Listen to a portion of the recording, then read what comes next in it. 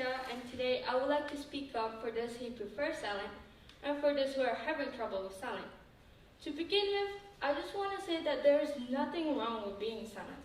In fact, it has been scientifically proven that being silent is good for us.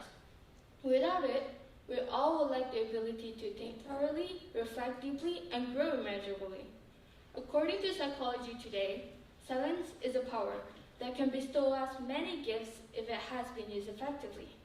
One gift that it gives us is that it allows us the ability to listen effectively.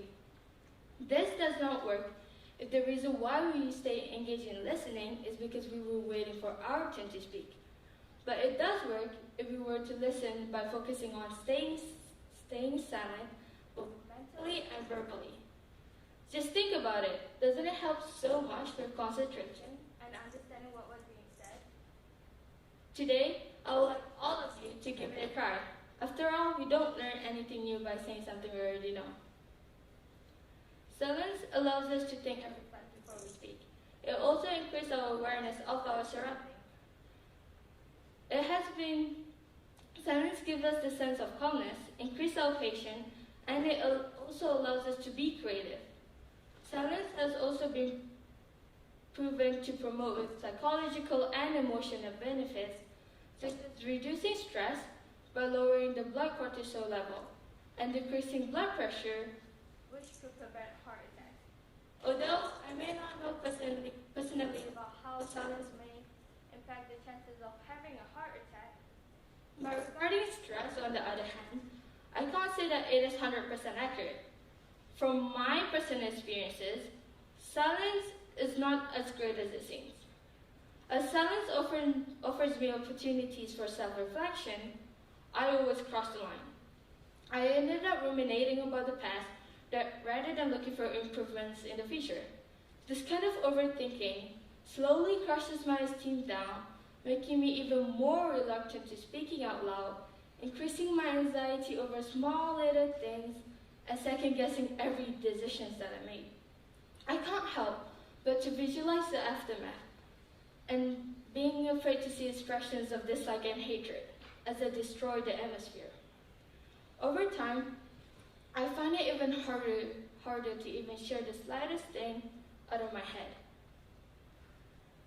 Introverts have been recorded to struggle with overthinking.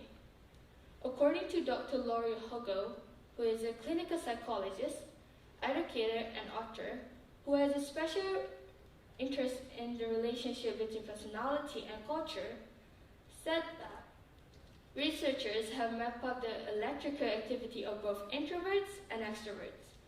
They have found out that introverts have a higher level of electrical activity in the brain compared to the extroverts, indicating that introverts have a greater cortical arousal.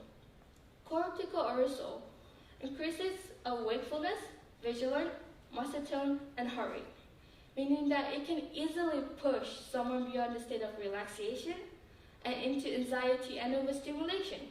It can cause stress, pain, and psychological trauma, which means that if we were to overthink about a thing or an action, we will most likely to be afraid to do the same thing again. And in this case, if we were to overthink about talking and expressing ourselves, we will be even anxious to do those things in the future. This is why I think that silence is not that great. Another thing that comes with silence is that it is easily misunderstood, and it can create ridiculous assumptions for those who are quiet. You may not know what is going on inside of someone's head unless you're Charles Xavier from X-Men, or you have this wearable device called alter ego that can read nonverbal prompts. In other words, you read your mind, then you will most likely not know what is going on inside of someone's head. So you will create assumptions, and these assumptions won't help but to come in between all of us. Samanthas has experienced something similar to this. She said that multiple people had told her that when they first met her, she was glaring at them and that she was giving them a death stare. But in the reality, the situation that she was in was simply out of her comfort zone and was surrounded by new people, which resulted to a really serious expression on her face. She also said that she didn't even realize those people were there, and because she was so caught up in her own anxiety. And the funny thing is that those people were afraid of her first, rather than the other way around. This situation proved that there are more to it than what is visible in our eyes, which is why having ridiculous assumptions about someone is not very nice, especially towards someone who does not express themselves much. So, the thing about silence is that yes, there are so many good and amazing benefits that it can give to us, but it can also bring the opposite of those benefits if we were to take it for granted. I, as someone who has taken that for granted, has tried very slowly to open up my comfort zone. I noticed the joy of talking and sharing my ideas out loud, what it feels like to look forward for the future rather than regretting over the past. We quiet people may tend to be even quieter in unfamiliar situations, but if you were to look at us with our friends and family, we can be quite a hyper.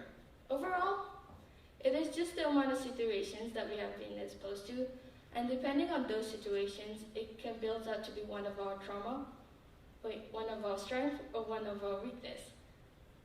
And in this case, if we were to overthink about the past or about how something always goes wrong when we speak, then we will be afraid, and it will make it even harder for us to speak in the future.